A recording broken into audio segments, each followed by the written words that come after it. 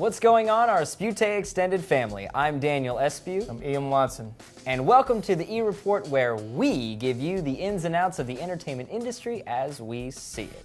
So before we get started with this episode of the E-Report, many of you subscribers and viewers out there have asked us, how is it that we can fit so much of our business into one day? Late nights, ain't it? It is. Yeah. It's a lot of sleepless nights. Yeah. Now, I'm not like this guy and, chugging the Red Bull and that kind of a thing. I like to do things a little bit more naturally. I suggest that you get some Red Bull in your life, because I've seen you without Red Bull, and I've seen you try to do it naturally.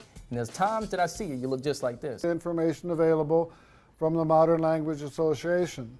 The Modern Language Association I am just trying to rest my eyes because the brain is just working so fast. I don't know how you can concentrate or think or even be creative when you have all that sugar and stuff in your system. You're acting like this. This is you. You had to go there. All over the place. Okay. I don't know how you can handle that. I think you'll do a lot better in life if you get you some Red Bull. Either way, viewers, subscribers, that's how Espeuté Productions stays up.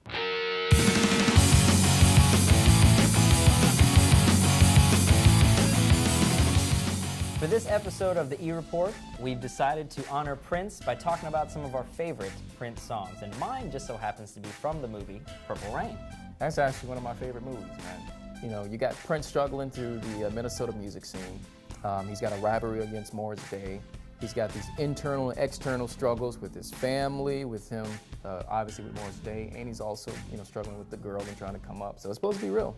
Well, it's a mystery of how autobiographical it is, and maybe now that he's passed, we might get some answers to that mystery. But one of the things that I thought of that was really interesting from a filmmaker's perspective was, Morris Day, his band The Time, the girl Apollonia, and even Prince's band The Revolution, they all use those names as their character names. Right. But Prince himself, his character was referred to as The Kid. Yeah, no, that was definitely very interesting that he didn't refer to himself as his name. But, one thing that you just can't deny about the movie is its impact. I mean, whether you're an artist or a filmmaker, it had an impact, not only because you learned about the struggles of a musician, and Prince's in particular, but he also took a huge risk making the film itself because he was not a well-known artist at the time. And people were confused on why would you want to make a movie about your life, or even if it's not real, why would you take that risk? And he succeeded. Absolutely. A very successful movie with a very successful soundtrack. My favorite Prince song comes from that soundtrack, and that is When Doves Cry.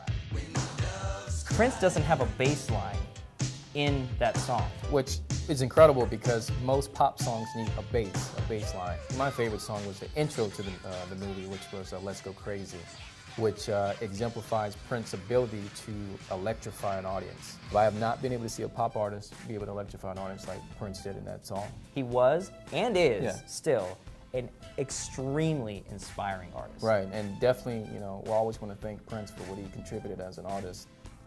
There will never be another, and we appreciate all the passion that you brought to the music industry. So, rest in peace, Prince.